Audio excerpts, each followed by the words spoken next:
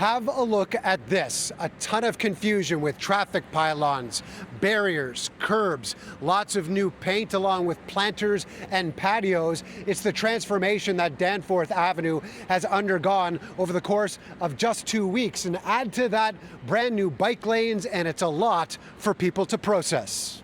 It's like a maze set up as part of a real-life video game, weaving in and out of obstacles with a promise that those on two wheels will get there faster and safer.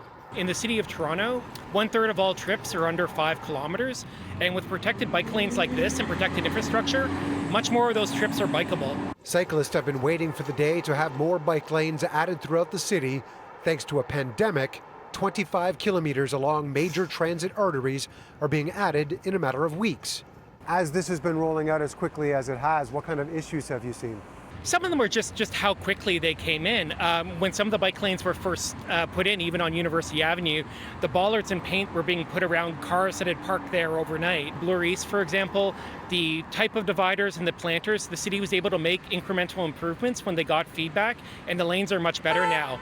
Aside from the Cafe TO patios taking up added space on Danforth Avenue, the setup might be confusing. Colors painted on the road are made to represent the local BIA. Lime green near Broadview meets a bright blue through Greektown, which eventually finds teal along the Danny to the east. They're meant to be separators between cars and bikes, but look near intersections or elsewhere in the city, and there's green in the lanes themselves. We are installing these bike lanes that are safe and separated.